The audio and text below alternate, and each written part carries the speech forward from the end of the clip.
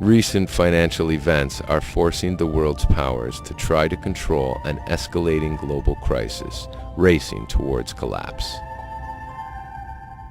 In a reality where the actions of one nation can determine the world's fate, some countries are reverting to economic protectionism. Other leaders are taking steps towards centralizing control under a world government. As they are all trying to contain this negative butterfly effect that globalization is generating, they are missing one crucial element, that without it, all actions are not only futile, but can only lead to deeper crises. This element is so simple, fundamental, and obvious, it has eluded mankind for millennia. This is exactly what we're about to uncover.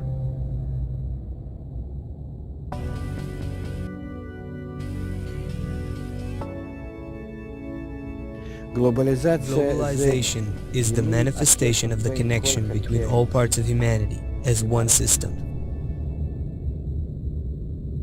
For the first time in history, we are forced into a system of inescapable interdependency,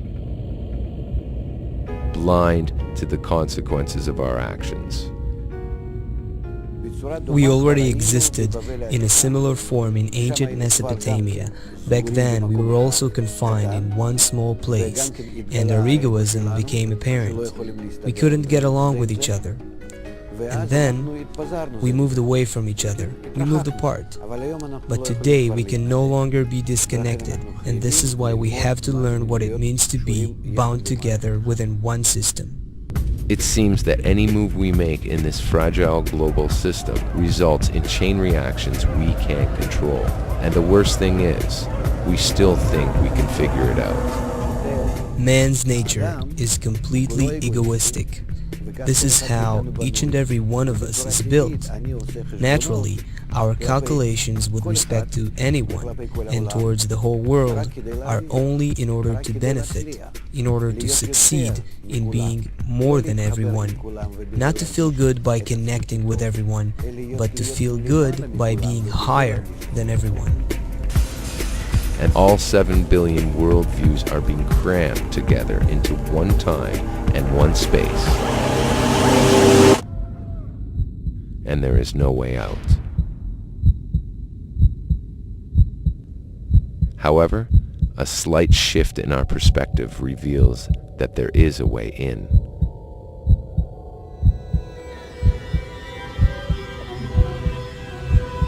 In here, there are more than 7 billion individuals who successfully coexist.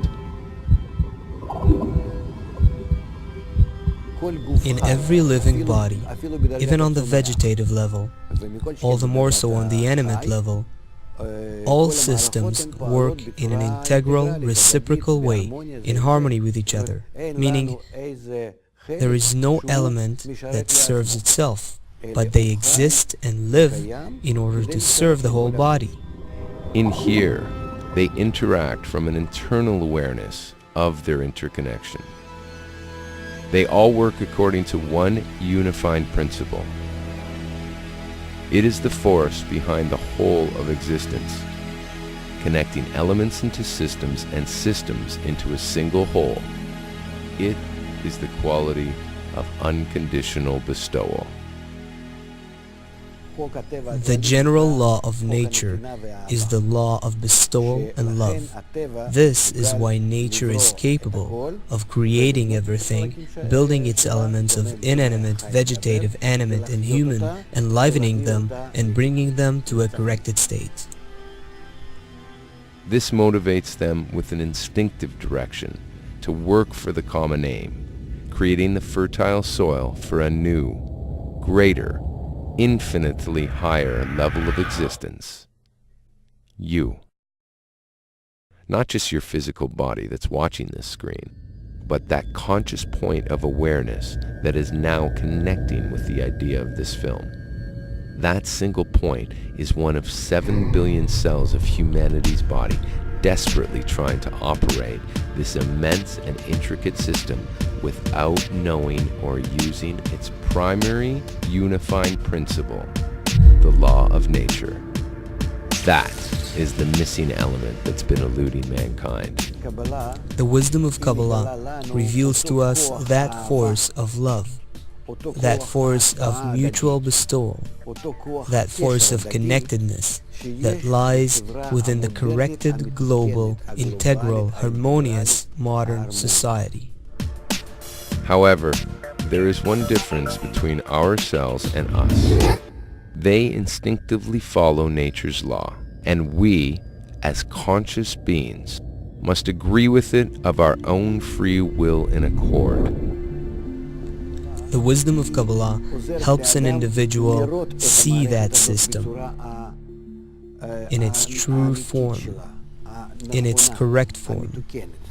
And when one starts being drawn to that system, realizing how good it is, he learns it, and then he envisions how better, how beautiful it is to be in it.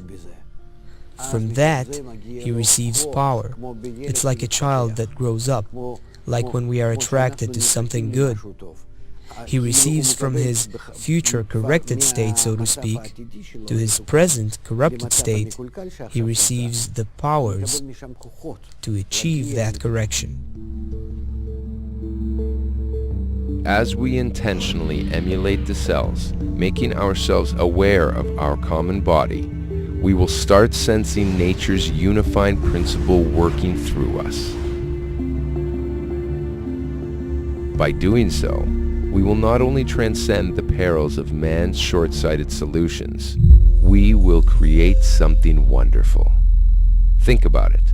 If your cells created you, imagine what we will create.